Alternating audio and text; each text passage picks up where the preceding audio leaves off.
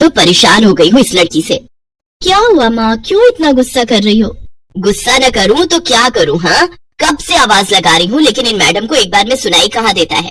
ओहो माँ, आप ही देखो ना, मैंने कितना सुंदर डिजाइन बनाया है, बस इसी में ध्यान लगा था मेरा, शायद इसीलिए आपकी आवाज सुनाई नहीं दी होगी। अच्छा बताओ क्या काम है, मैं ये बाद में पूरा कर लूंगी। कुछ काम नहीं, खाने की थाली कब से लगा कर रखी है, अब महारानी को फुर्सत मिल गई हो तो चलकर खा लो।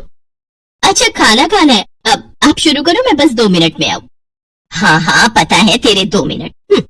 इतना कहकर हिना की माँ सुमित्रा गुस्से में वहाँ से चली गई और फिर खाने की मेज पर। अरे क्या हो गया, इतने गुस्से में क्यों हो भाग्यवान? अब आप ही समझा लीजिए अपनी लाडली को, मेरी तो एक नहीं सुनती। हाँ तो क्या हो गया, तुम पे ही तो गई है। आपको मजाक सूझ रहा है? यहाँ मेरा दिमाग खराब हो रहा है, सारा दिन बस मेहंदी के डिजाइन बनाती रहती है और कोई काम ही नहीं है इसे। इसका मतलब वो सच में तुम पर ही गई है। तुम्हें भी तो मेहंदी लगाने का बड़ा शौक था ना इस उम्र में? हाँ, पर मैं घर का सारा कामकाज निपटाने के बाद ये सब करती थी। अरे ये तो खाना पीना भी छोड़कर बैठी है। सुमित्रा अपने पति सुरेश से हिना की शिकायतें कर ही रही थी कि तभी हिना वहां आ गई। क्या बनाया माँ? खुशबू तो बड़ी अच्छी आ रही है। मिल गई तुझे फुर्सत। हाँ माँ, देखो ना मेरा आज का डिजाइन, पापा देखिए ना कैसा है। सच में डिजाइन तो वाकई बढ़िया बनाया है लाडो। ये लाडो बोल बोल कर आपने ही इसका दिमाग खराब करके रखा है। मेरी जान को कितना काम है पता है, ती जा रही है, मगर ये लड़की मेरी बिल्कुल मदद नहीं करती। ओहो, आज सिर्फ खरी खोटी ही सुनाओगी या कुछ खाना भी मिलेगा भाग्यवान? सुरेश की बात सुनकर सुमित्रा की हंसी निकल गई और उसे हंसता देख सभी लोग हंसने लगे। हिना अपने माता पिता की अकेली संतान थी। हिना को बचपन से ही मेहंदी के नए नए डिजाइन बनाने का बड़ा शौक था। वो कागज पर रोज कुछ न कुछ नया बनाने की कोशिश करती और फिर उसे अपनी माँ के हाथों पर लगाती। हिना की कॉलेज की पढ़ाई भी अब पूरी हो गई थी, तो अब उसके लिए रिश्ते आने भी शुरू हो गए थे। अरे सुमित्रा कहाँ हो, जल्दी आओ। क्या हुआ जी? जरा इस फोटो को तो देखो, कैसा है लड़का? दिखने में तो बहुत ही बढ़िया है। हाँ, वो कानपुर वाले फूफा जी है ना, उन्होंने बताया इस लड़के के बारे में। अपनी हिना के लिए कैसा रहेगा? लड़का काम क्या करता है और परिवार में कौन कौन है? फूफा जी बता रहे थे कि कानपुर में इनका अपना कारखाना है, वहाँ ये अपना दोने पत्तल और डिस्पोजल वगैरह बनाते हैं। ये अच्छा पैसा कमा लेता है, फूफा जी की रिश्तेदारी में है। हाँ, पर उससे पहले ये फोटो एक बार हिना को तो दिखा दो, उसे लड़का पसंद आ जाए तभी बात आगे बढ़ानी चाहिए ना। अरे हाँ, ये भी सही कह रही हो। लाडो, ओ लाडो, अरे कहाँ है बेटिया? सुरेश ने फौरन जाकर कमल की फोटो हिना को दिखाई तो हिना को भी कमल पसंद आ गया।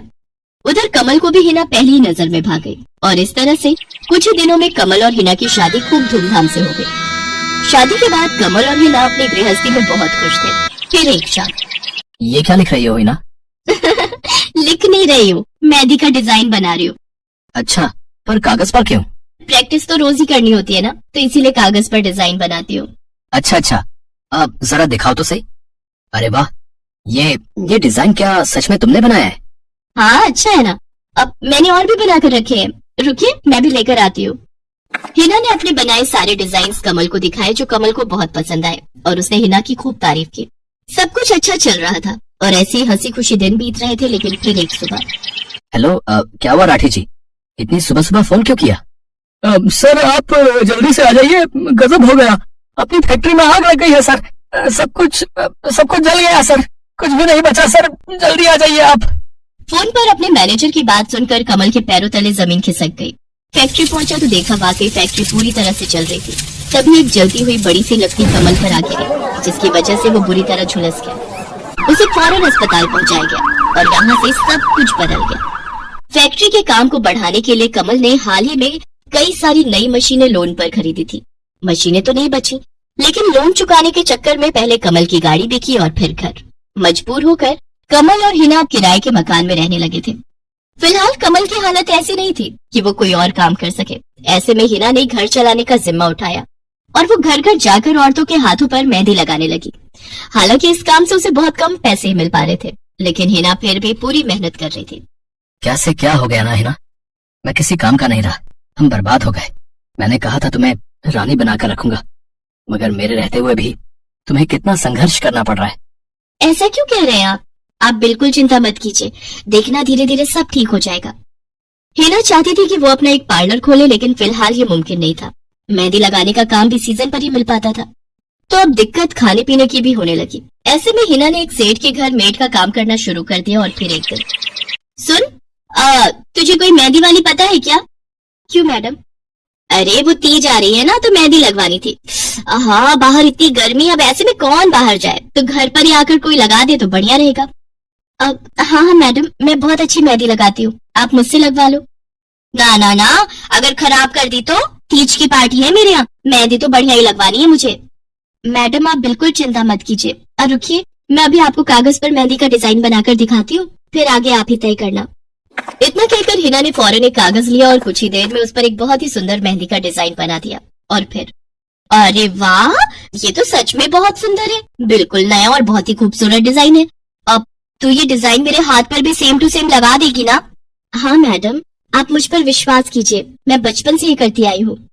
उस दिन हिना ने पूरे मन से अपनी मालकिन के दोनों हाथों पर मेहंदी लगाई। हिना ने जो डिजाइन बनाया था वो एकदम नया था और सुंदर भी। फिर अगले दिन, नमस्ते साहब, वो आपको कुछ? हाँ हाँ, मैं तुम्हारा ही इंतजार कर रहा था। ये कल शिवानी के हाथों पर तुम ही ने मेहंदी लगाई थी ना? जी साहब, मैंने ही लगाई थी। अब कोई गलती हो गई क्या मुझसे? नहीं नहीं, ऐसी कोई बात नहीं है। बस ये जानना था तुमसे कि मेहंदी का वो डिजाइन कहाँ से देखकर लगाया तुमने? कहीं से नहीं साहब, वो तो मैंने खुद से सोचा था, मैं कभी कहीं से देखकर डिजाइन नहीं बनाती। अच्छा, अगर ऐसा है तो जरा ये कागज और जरा इस पर एक मोर की थीम पर बेस्ड एक डिजाइन बनाकर दिखाओ, पर याद रहे डिजाइन बिल्कुल नया होना चाहिए। जी साहब, बस 2 मिनट दीजिए। हिना ने बस कुछ मिनटों के अंदर वो करके दिखा दिया, जिसे देखकर उसका मालिक साहिल मल्होत्रा हैरान रह गया। वाह, सच में कमाल है ये तो। अब तुमने डिजाइनिंग सीखी है क्या कहीं से? नहीं साहब, सीखी तो नहीं, लेकिन मुझे बचपन से ही शौक है मेहंदी लगाने का, तो बस इसीलिए। समझ गया। देखो है ना, तुम्हारा हुनर लाजवाब है और तुम्हें अपने इस हुनर को ऐसे बेकार नहीं जाने देना चाहिए। जी मतलब? तुम्हें पता है ना, मेरी फैक्ट्री में लेडीज कपड़ों के लिए कपड़ा बनता है, लेकिन काफी समय से मैं परेशान हूँ क्योंकि सूट साड़ियों वगैरह के लिए मेरे पास नए डिजाइन की कमी पड़ गई है। लेकिन अब लगता है ये कमी नहीं रहेगी। बोलो, बतौर डिजाइनर मेरे लिए काम करोगी तुम? जी साहब, बिल्कुल करूंगी। ये हिना के लिए सपने के सच होने जैसा था।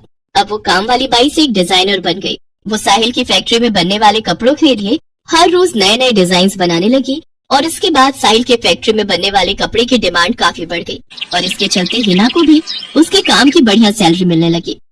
हिना अब अपनी कमाई से न सिर्फ अपना घर खर्च चलाने लगी, बल्कि उसने शहर के बढ़िया डॉक्टर से कमल का इलाज भी कराया, जिससे कमल बहुत जल्दी ठीक हो गया और उसने भी काम करना शुरू कर दिया। पर इस सब में पूरा 1 साल बीत गया और एक बार फिर से तीज का त्योहार आया। देखिए तो कैसी लग रही हूँ मैं? बिल्कुल चांद जैसी लग रही हो। हिना ने नई हरे रंग की साड़ी पहनी हुई थी जो उसने खुद डिजाइन की थी और वाकई वो उसमें बहुत ही सुंदर लग रही थी। हिना, तुम सच में बहुत बहादुर हो। मैं तो उस हादसे के बाद उठकर खड़ा ही नहीं हो पाता, लेकिन तुमने सब कुछ ठीक कर दिया। तीज का ये त्योहार ही इसलिए है जी, मैं आपको कभी कुछ नहीं होने दूंगी।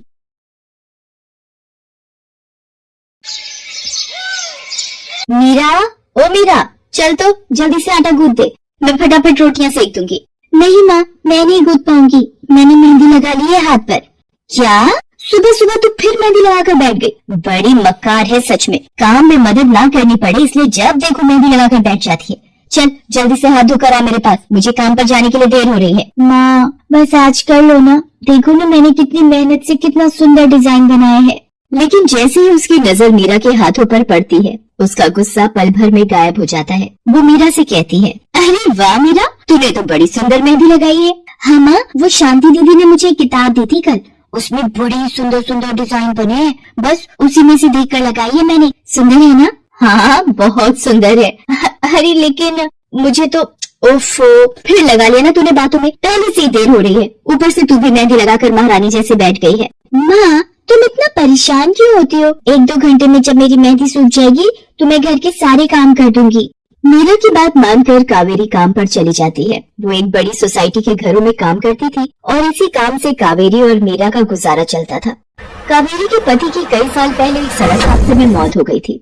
तब से कावेरी पर ही सारी जिम्मेदारी थी। मीरा भी घर के कामों में उसका पूरा हाथ बटाती थी। मीरा को मेहंदी लगाना बहुत पसंद था। उसने अपने घर के पीछे मेहंदी के कई सारे पौधे लगा रखे थे। जिनका वो बहुत ख्याल रखती थी। वो अपने हाथों से मेहंदी के पत्तों को पीसकर अपने हाथों में लगाने के लिए तैयार करती थी। फिर एक दिन, मीरा, हमें इस जगह पर थोड़ी मोड़ी खेती कर लेनी चाहिए। ये मेहंदी के पौधों से कुछ कमाई थोड़ी ही हो रही है, खेती कर लेंगे तो कुछ पैसे ही बन जाएंगे। नहीं माँ, मेरे मेहंदी के पौधों को हाथ भी मत लगाना, बाजार से मेहंदी खरीदने के तो पैसे हैं नहीं हमारे पास, अभी नहीं तो रहने दो। ये कहते हुए मीरा की आंखों में आंसू थे। कावेरी उसके सिर पर हाथ रखते हुए कहती है, मीरा, मैं जानती हूँ तुझे मेहंदी लगाना बहुत अच्छा लगता है, लेकिन बेटा अपनी हालत तो तुझे पता ही है ना, मैं कितनी मुश्किल से। माँ, सब समझती हूँ मैं, जाओ कर लो जो करना है। इतना कहकर मीरा रोते हुए वहाँ से चली जाती है। कावेरी को उसके लिए बुरा लग रहा था। वो मीरा की मेहंदी के पौधों को कुछ नहीं करती। ऐसे ही कई दिन गुजर जाते हैं। ज्यादा काम करने की वजह से कावेरी की तबीयत खराब रहने लगी। वो बहुत जल्दी जल्दी बीमार पड़ने लगी। तो मीरा ने उससे कहा, माँ, तुम रहने दो, तुम्हें बुखार है, रात भर सोई नहीं हो, मैं चली जाती हूँ काम पर। नहीं मीरा, तू कैसे? ना नहीं, मैं ठीक हूँ, मैं जाती हूँ। कावेरी जैसे उठकर चलने की कोशिश करती है, अचानक उसे चक्कर आ जाता है। मीरा उसे सहारा देकर बिस्तर पर लिटा देती है और उससे कहती है, बस माँ, अब तुम आराम करोगी और काम पर अब से मैं जाऊंगी। कावेरी घर पर रहकर आराम तो कर रही थी, लेकिन वास्तव में उसे अच्छे इलाज की भी जरूरत थी, जिसके लिए पैसे थे नहीं। दूसरी तरफ अब हर रोज मीरा काम पर जाती और लौटकर घर के भी सारे काम उसे ही करने पड़ते थे। इस सब में उसे मेहंदी लगाने का बिल्कुल भी वक्त नहीं मिल पाता था। मीरा, कितने दिन हो गए तूने मेहंदी नहीं लगाई? हाँ माँ, बस मन नहीं कर रहा। अच्छा, मेहंदी लगाने का तेरा मन नहीं? मैं सब जानती हूँ। मैंने बिस्तर पकड़ लिया है और मेरी फूल सी बच्ची पर सारे काम पड़ गए हैं। अब बस बहुत हो गया आराम। मीरा, जा, तू जाकर मेहंदी लगा ले, आज मैं जाऊंगी काम पर। नहीं माँ, तुम कहीं नहीं जाओगी, मैं कर लूंगी सब। और मैं सच बोल रही हूँ, मैं बड़ी हो गई हूँ, मेहंदी का मुझे शौक नहीं। इतना कहकर मीरा काम पर जाने के लिए घर से निकल जाती है। कावेरी की आंखों में आंसू आ जाते हैं। मीरा सोसाइटी के कई घरों में काम करती थी। उन्हीं में से एक घर आरती का भी था। उसके घर पर तीज का त्योहार बड़े धूमधाम से मनाया जाता था। तीज की तैयारियों में मीरा भी मदद कर रही थी। इसी बीच, अरे ऐसे कैसे? मैंने सारे रिश्तेदारों को बुला लिया है, मेरी सारी फ्रेंड्स भी आने वाली है, मैं क्या कहूँगी उन्हें? फोन पर काफी देर बहस करने के बाद आरती फोन रख देती है। उन्हें उदास देखकर मीरा उससे पूछती है, क्या हुआ मैडम जी, आप कुछ परेशान लग रहे हो? हाँ मीरा, बड़ी मुसीबत हो गई। कल तीज का फंक्शन है, मैंने सबको मेहंदी लगवाने के लिए यहीं बुला लिया है और आखिरी मौके पर ये पार्लर वाली धोखा दे गई। कह रही है कल नहीं आ पाएगी। अब क्या होगा? इतनी जल्दी कौन तैयार होगा सबको मेहंदी लगाने के लिए?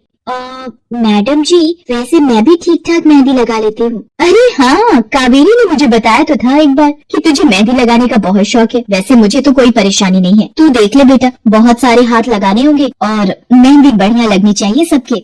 आप बिल्कुल चिंता मत करिए मैडम जी, मैं सब अच्छे से करूँगी। बहुत दिनों बाद मीरा के चेहरे पर खुशी थी। उसने घर पहुंचते ही मेहंदी के खूब सारे पत्ते तोड़कर पत्थर पर पीसना शुरू कर दिया। ये देखकर कावेरी ने मीरा से कहा, अरे मीरा, शाम हो गई है, अब मेहंदी मत लगा, मौसम भी ठंडा है बेटा। ये मेहंदी मैं अपने लिए नहीं पीस रही माँ, वो 5वें फ्लोर वाली मैडम जी है ना, कल उनके यहाँ लगानी है। अच्छा बेटा, पर ध्यान से बेटा, वो बड़े लोग हैं, कोई गलती ना हो जाए। माँ, तुम बिल्कुल चिंता मत करो, मेहंदी लगाने में मुझसे कभी कोई गलती हो ही नहीं सकती। मीरा खूब सारी मेहंदी तैयार करके अगले दिन आरती के घर पहुंच जाती है। वो अपनी मेहंदी को कोन में भरने लगती है कि तभी आरती की एक फ्रेंड आरती से, आरती, ये किसे बुला लिया तुमने? मैंने जिस पार्लर का नंबर दिया था तुम्हें, उससे बात नहीं हुई क्या? हुई तो थी, लेकिन उसने आखिरी वक्त पर मना कर दिया। तुम बिल्कुल चिंता मत करो, ये मीरा है, मेरी हाउसमेट है ना कावेरी, ये उसी की बेटी है, बहुत अच्छी मेहंदी लगाती है ये। ओफो आरती, तुम भी ना, पार्लर की बात अलग होती है, उन लोगों का मटेरियल ब्रांडेड होता है, मेहंदी के रचने की गारंटी मिलती है वहाँ से, और इसकी मेहंदी तो मुझे कुछ समझ नहीं आ रही, इस पर तो कोई लेबल तक नहीं है, अगर कुछ गलत रिएक्शन हो गया हाथों पर तो। आप बिल्कुल चिंता मत कीजिए मैडम जी, ये मेहंदी मैंने खुद पीस कर तैयार की है, मेरे पास बहुत सारे मेहंदी के पौधे हैं, इसमें कुछ भी ऐसा नहीं है जो आपके हाथों को नुकसान दे। ना भाई ना, सॉरी आरती, बट मैं अपने हाथों को लेकर कोई रिस्क नहीं ले सकती, तुम सब लगवाओ, मैं तो पार्लर जाकर ही लगवाऊंगी। इतना कहकर आरती की दोस्त शालिनी वहाँ से चली जाती है। आरती मीरा को इशारा देकर काम शुरू करने को कहती है। अरे वाह, मानना पड़ेगा, इस बच्ची ने कमाल की मेहंदी लगाई है। मुझे तो नहीं लगता कि इस मेहंदी का वैसा रंग आएगा जैसा पार्लर वाली मेहंदी का आता है। अब बस भी करो शालिनी, मेहंदी कैसी रचेगी ये कल तक पता चल ही जाएगा ना, बच्ची है वो, उसे इस तरह डराओ तो मत। अरे मुझे क्या, मेरे हाथ कौन सा खराब होने वाले हैं, तुम ही लोग लगवाओ और तुम ही भुगतना। शालिनी गुस्से में वहाँ से चली जाती है। उसे पूरा यकीन था कि मीरा की मेहंदी रचेगी नहीं, साथ ही हाथों पर उसका गलत रिएक्शन भी हो सकता है, लेकिन जो हुआ वो इससे बिल्कुल अलग था। अगले दिन मीरा के घर पर। अरे मैडम जी, आप यहाँ? आपने तो आज काम पर आने के लिए मना किया था ना, मैं इसीलिए नहीं आई। हाँ, कल तुम कितना थक गई थी, इसीलिए मैंने आने को मना किया। मैं यहाँ तुम्हें काम पर बुलाने नहीं बल्कि किसी और काम से आई हूँ। अंदर नहीं बुलाओगी? अरे माफ कीजिएगा मैडम जी, आइए अंदर आइए। आरती को देखकर कावेरी भी बिस्तर से उठकर खड़ी हो जाती है। आरती के साथ उसकी दोस्त शालिनी भी थी। मीरा उन दोनों को पानी देते हुए कहती है, ये लीजिए मैडम जी, मेहंदी तो ठीक से रची ना मैडम जी? ये तुम्हें मैं नहीं शालिनी बताएगी। फिर शालिनी अपने हाथ मीरा की तरफ बढ़ा देती है। उसके हाथों पर कई जगह छाले पड़े हुए थे। ये देखकर मीरा उससे कहती है, अरे ये क्या हुआ मैडम जी? मैंने तुमसे मेहंदी नहीं लगवाई, उल्टा तुम्हारा अपमान करती रही। उसी की सजा मिली है मुझे। मैंने सबसे महंगे वाले पार्लर में जाकर मेहंदी लगवाई। मैंने उनसे जोर देकर कहा कि मेहंदी का रंग बहुत बढ़िया आना चाहिए। इस चक्कर में उन्होंने पता नहीं क्या क्या मिला दिया मेहंदी में, और मेरे हाथों का ये हाल हो गया।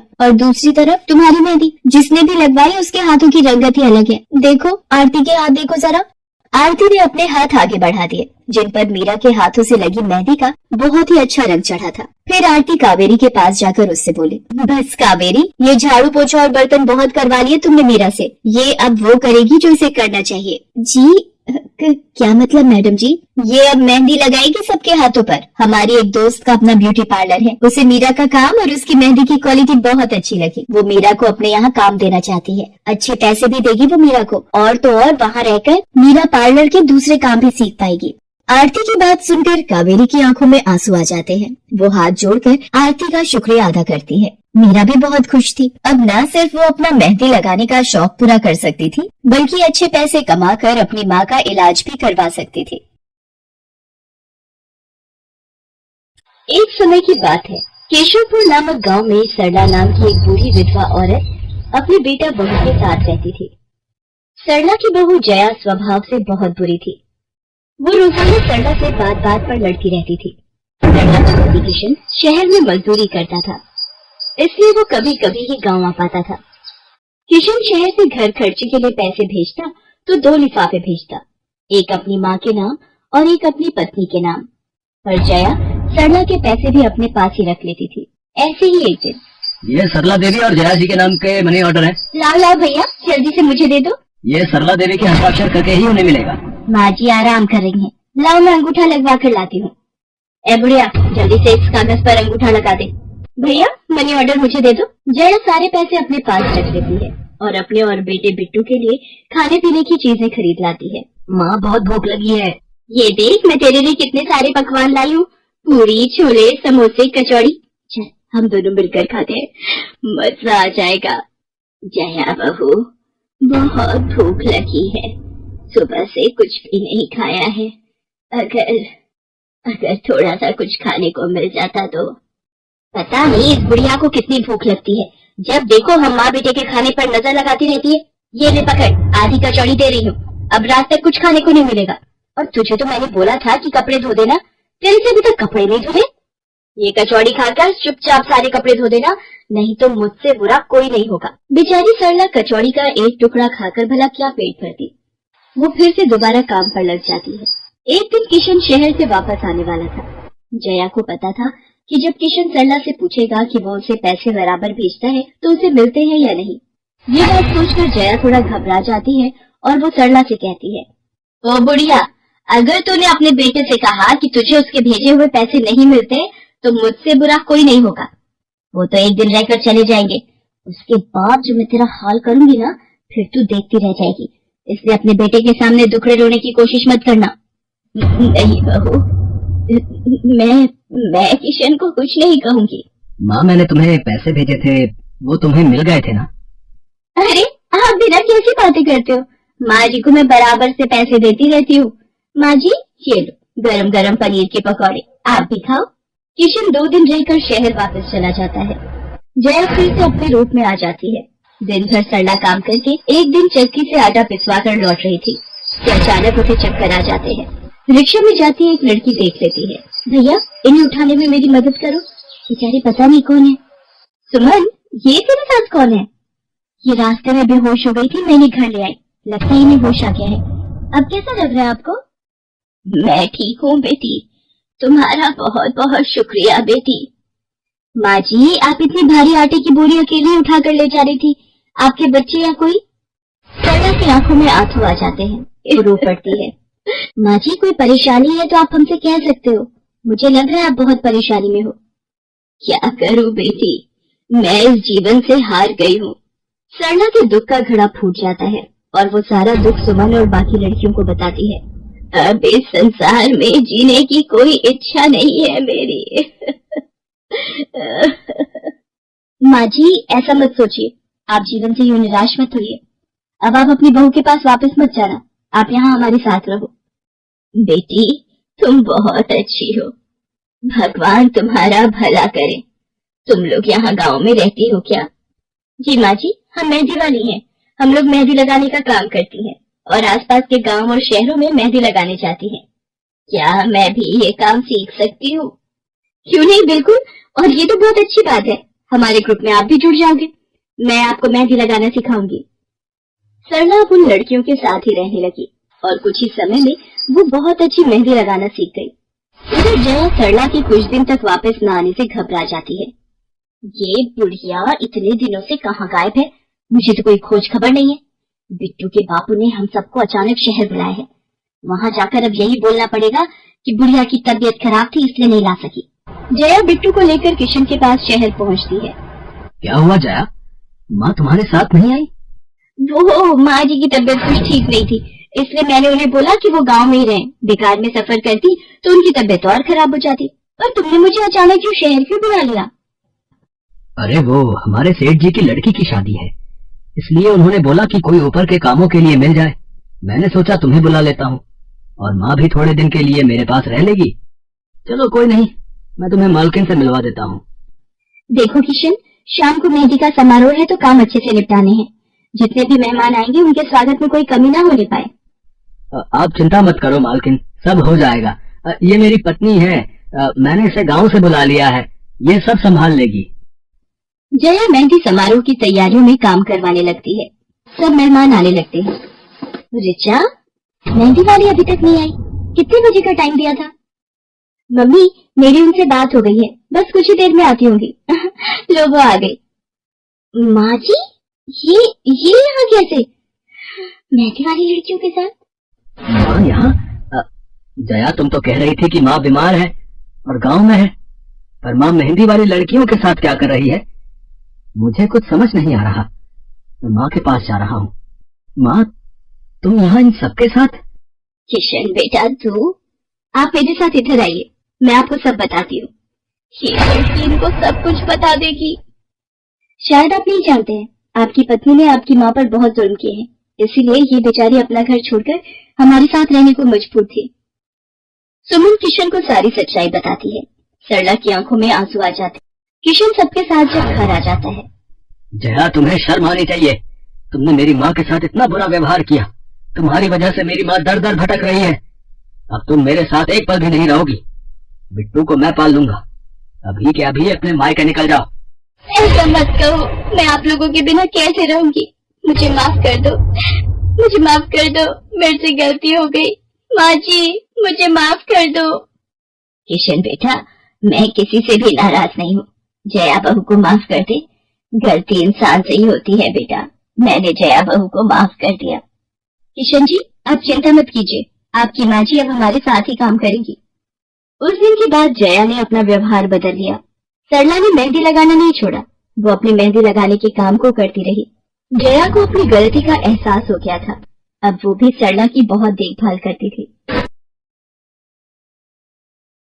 संध्या की बुआ जो कि दिल्ली में रहती थी, वो उसके लिए एक अच्छे घर का रिश्ता लेकर आई थी। देखो भैया, मेरी इतनी जान पहचान तो नहीं है लड़के वालों से, पर इतना जानती हूँ, अड़ोस पड़ोस में कहीं पूछोगे तो लोग अच्छा घर ही बताएंगे। ठीक है सुमन, अगर तुम कहती हो तो लड़के वालों को एक बार बुला लेते हैं। अब संध्या भी लड़के को देख लेगी। संध्या की बुआ लड़के वालों से अपने तरीके से बात कर लेती है और कुछ दिनों बाद संध्या की शादी विपिन नाम के लड़के से हो जाती है। पता नहीं इस काम वाली को छुट्टी लेकर गाँव अभी जाना था, उसे पता था शादी वाला घर है, नई नवेली दुल्हन आएगी तो घर में 100 काम होंगे, फिर भी बिना बताए गांव निकल गई। अब मैं दूसरी काम वाली इतनी जल्दी कहाँ से ढूंढूंगी। राजेश्वरी, एक प्याली चाय दे दो तो बड़ी मेहरबानी होगी। सुबह से एक प्याली चाय भी नहीं मिली है। तुम्हें तो जब देखो चाय पीने की पड़ी रहती है। पता भी है एक बर्तन नहीं है धुला हुआ जिसमें तुम्हारी चाय बना दूं। ढेरों बर्तन रसोई में पड़े हैं झूठे। माँ, मैं कॉलेज जा रही हूँ, तो मुझे ये मत कहना कि मैं छुट्टी कर लूँ और तुम्हारे साथ घर का काम करवाऊँ। मेरा आज बहुत बड़ा प्रोजेक्ट सबमिट होना है, इसलिए मैं तो कोई काम नहीं कर सकती।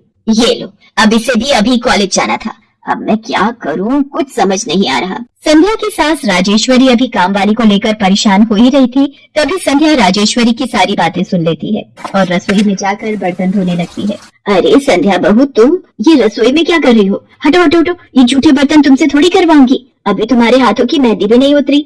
माँ जी, आप परेशान मत हो, मैं थोड़ी देर में ही सारा काम निपटा दूंगी। आप अकेले इतना काम नहीं कर पाओ। ठीक है, अगर तुम कहती हो तो मैं कोई और काम कर लेती हूँ। माँ, पड़ोस में किसी से पता करो, शायद कोई और काम वाली मिल जाए। मैंने पूछा था, पर अभी किसी भी काम वाली के पास समय नहीं है। पुलकित काम पर चला जाता है, संध्या सारे घर का काम करती है। अब तो रोजाना ही ऐसा होने लगा। काम वाली तो थी नहीं। संध्या की ननद पूजा सुबह होते ही कॉलेज निकल जाती और सास पैरों में दर्द के बहाने बिस्तर पर आराम करती। संध्या तो मानो घर के कामों में ही उलझ गई। एक शाम, माँ, तुम बिल्कुल सही बहू ढूंढ कर लाई हो। बेचारी गरीब घर की है, इसलिए चुपचाप संस्कारी बहू की तरह घर के काम कर लेती है। अगर कोई पैसे वाले घर की लड़की बहू बनाकर ले आती तो वो पूरे घर को अपने इशारों पर नचाती और तुम और मैं बस बर्तन घिसते रह जाते। तभी तो मैंने इसकी बुआ को शादी के लिए हाँ कह दिया था। मुझे पता है ये गरीब घर की लड़कियां बड़ी सीधी सादी बहू में साबित होती हैं।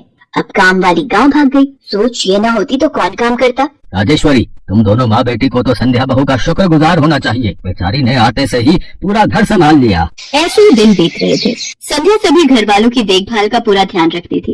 एक दिन, क्या हुआ पुलकित बेटा, तुम इतने परेशान क्यों हो? और आज तुम ऑफिस भी नहीं गए? पापा, मेरी नौकरी छूट गई है। कंपनी घाटे में चल रही थी, इसलिए उन्होंने मेरे जैसे बहुत से वर्कर्स को अचानक निकाल दिया। दिमाग खराब हो रहा है, गाड़ी की किस्त भरनी है, घर का लोन भी पूरा नहीं हुआ है, घर का खर्चा अब सब कुछ कैसे होगा, कुछ समझ में नहीं आ रहा है। पुलकित बेटा, चिंता मत कर, अब कोई ना कोई रास्ता निकल आएगा। ज्यादा होगा तो कुछ दिनों के लिए मैं कोई काम कर लूंगा। पापा, मेरे होते हुए आप काम नहीं करोगे, मैं कुछ सोचता हूँ। पुलकित दूसरी नौकरी को लेकर परेशान था। उसे कोई काम नहीं मिल रहा था। घर में पैसों की तंगी भी शुरू हो गई। पुलकित ने अपनी गाड़ी बेच दी। घर के लोन को लेकर वो परेशान था। 15,000 रुपए की किश्त उसे भरनी थी। तभी, भैया, मेरे कॉलेज की फीस इस बार बहुत लेट हो गई है। मेरा आखिरी साल है, अगले महीने की 5 तारीख तक 12,000 रुपए फीस के भरने हैं। मैं कुछ इंतजाम करता हूँ। ऐसे खाली हाथ पर हाथ रखकर मैं नहीं बैठ सकती, मुझे कुछ सोचना होगा। पता नहीं, हो सकता है किरण ने बात कर ली होगी, पूछती हूँ। हेलो किरण, मैं संध्या बोल रही हूँ। तूने बात की थी, पार्लर में जगह खाली है क्या? हाँ, मैंने बात कर ली है। 12,000 रुपए महीना देंगी रविता मैम। बोल, तू हाँ बोलती है तो मैं बात कर लेती हूँ। ठीक है, तू हाँ बोल दे, कम से कम कुछ तो पैसे आ जाएंगे। संध्या पुलकित से पार्लर में मेहंदी लगाने की नौकरी की बात करती है। पहले तो वो मना करता है, पर संध्या उसे समझाती है। पुलकित, मैं जानती हूँ आप परेशानी के दौर से गुजर रहे हो। मैंने आपसे शादी के बाद हर सुख दुख में साथ निभाने का वादा किया था, और आप परेशान मत हो। मैं घर और बाहर दोनों का काम एक साथ संभाल लूंगी। ठीक है संध्या, तुम कल से पार्लर में नौकरी के लिए जा सकती हो। अगले दिन से संध्या सारे घर के काम के साथ साथ पार्लर भी जाती और वहाँ पर पूरा दिन मेहंदी लगाने का काम करती और शाम के वक्त घर आती। संध्या बहुत मेहनत कर रही थी ताकि वो अपने परिवार की मदद कर सके। संध्या बहुत सुंदर मेहंदी लगाती थी। ये बात उसकी सास को तब पता चली जब उसने पार्लर में काम करना शुरू किया। संध्या को पार्लर में काम करते हुए 1 महीना बीत चुका था। पार्लर की मालकिन रविता भी संध्या के मेहंदी लगाने के काम को देखकर बहुत खुश थी। संध्या, तुम सचमुच बहुत मेहनती हो। पिछले 1 महीने में बहुत से क्लाइंट तुम्हारी तारीफ कर रहे हैं और अपनी फैमिली फ्रेंड्स की शादी या सगाई फंक्शन के लिए तुम्हें ही मेहंदी के लिए बुक करना चाहते हैं। और हाँ, ये तुम्हारी सैलरी 12,000 रुपए। बाकी ये तुमने ओवर टाइम भी शादी के सीजन में बहुत किया है, उसके 6,000 रुपए अलग से दे रही हूँ। थैंक यू मैम, आपने मेरे काम की इतनी तारीफ की। मैं तो बस भगवान की कृपा से मेहनत से करती हूँ। संध्या घर आ जाती है और 12,000 रुपए पूजा के हाथ में रखती है। पूजा, ये तुम्हारी कॉलेज की फीस के पैसे, तुम कल ही अपनी फीस जमा कर देना। भाभी, ये तो आपकी मेहनत की कमाई है, आप ये सारे पैसे मुझे दे रहे हो? नहीं नहीं भाभी। पूजा, तुम मुझे अपनी भाभी कहती हो ना, और भाभी तो माँ समान होती है, तो क्या तुम अपनी भाभी माँ के पैसे नहीं लोगी? तुम अपने भैया से भी तो लेती हो ना। फिर मेरे और अपने भैया में फर्क है, मैं भी तो इस घर का हिस्सा हूँ, इसलिए ये पैसे रख लो। मुझे माफ कर दो भाभी, मैंने ना जाने आपके बारे में क्या क्या गलत सोचा। पुलकित को भी दूसरी नौकरी मिल जाती है। अब संध्या और